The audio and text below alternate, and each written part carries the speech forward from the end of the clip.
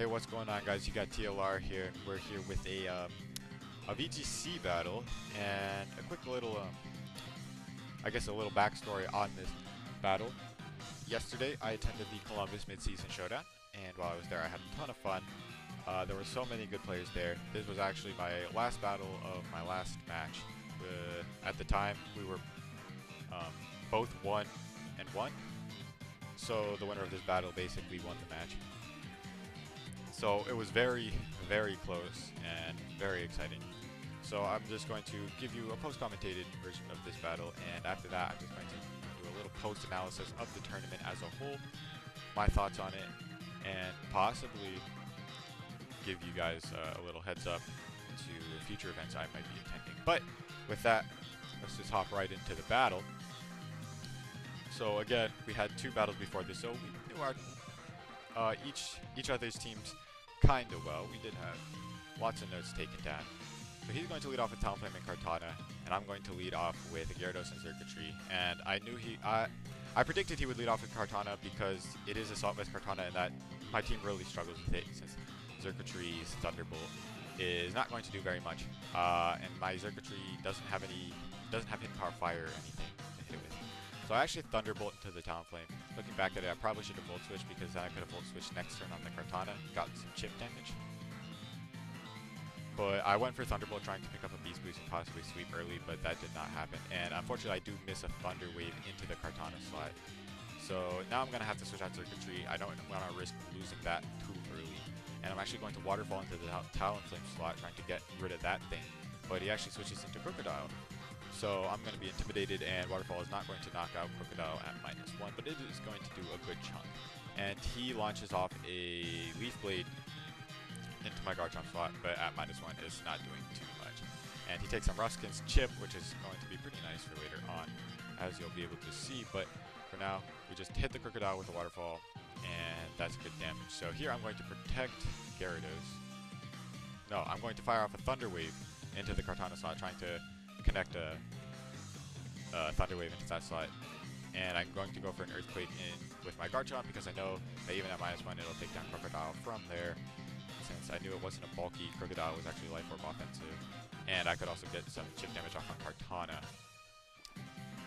But he does switch out to Talonflame and avoids the Earthquake with that. And I'm able to launch off a Thunder Wave, which is going to be nice. But obviously I really wish that had gone right into the Kartana because that Pokemon is definitely more threatening than the Talonflame. So he's going to send his Tapu Koko, which obviously applies immediate offensive pressure to my Gyarados since it can easily one-shot it. I am running a bulky Gyarados, but it's not bulky enough. I don't think there's a possible bulky enough Gyarados, maybe with a Walk-on Berry, but otherwise you're pretty much dead to any Tapu Koko electric type move. So he's actually going to go for the Dazzling Gleam here, and it's going to do a good chunk to Garchomp, but I knew I could tank a Dazzling Gleam from that range. And I'm going to fire off an Earthquake, which will do a lot to Tapu Koko, but it won't knock it out at -1. So, and he gets off the Tailwind with his Talonflame. So now I'm in a tricky spot because he can easily take down both of my Pokemon.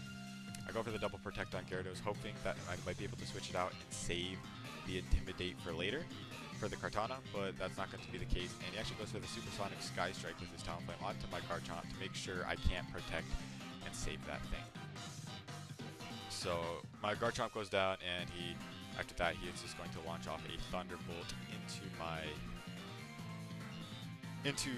Gyarados, and my Gyarados is going to go down as well. So I lose 2 Pokemon here, and he's still got 3 left, 2 extremely healthy, and 1 not super healthy, but still faster than my entire team. So I'm in a bit of trouble, but luckily, since I am running Scarf Circuitry, I can outspeed the paralyzed Talonflame, even in the Tailwind. And then my last Pokemon is Tapu Lele, so he goes for the Dazzling Gleam, which my Xurkitree almost goes down, but barely manages to hang on. And I'm able to take out the Talonflame with a Thunderbolt, and I'm able to pick off the Tapu Koko as well with a Dazzling Gleam right here. So now it's my Tapu Lele and my Xurkitree versus his Kartana, which I also again know is Assault Vest in the Tailwind. So it does outspeed both of my Pokemon. And so here he goes for the Leaf Blade onto Circuitry because since I did get the Beast Boost, if he just let that thing live, I would have been able to two-hit KO him with a Thunderbolt, and the Tailwind would have run out at the end of this turn. So he does make the play of taking that out, which was a really good smart play on his part. So basically right here, I had to hope that my Shattered Psyche from my Tapu Lele would take out Kartana, and since it was Assault Vest, I wasn't so sure. So here I had my fingers crossed, and through some miracle, I do manage to take him out with a crit. So I'm not sure if that crit mattered, because I don't know how much bulk he was running on his Kartana, but it does knock him out, and I am able to pick up the victory right there, which allowed me to go 4-2 overall in the tournament. So an incredible game, incredibly close. Not just incredibly close game, but an incredibly close match, and I had a lot of fun. I had a lot of fun in the tournament overall. This is going to be my little post-tournament analysis. I had a lot of fun, and honestly, that's like tournaments like that are the reason why Pokemon is so fun for me. Like every single one of my matches was really good, and not all of them were super close, but they were all really, really fun. And honestly, I placed 9th. I went 4-2, and I placed 9th, so I barely missed top cut.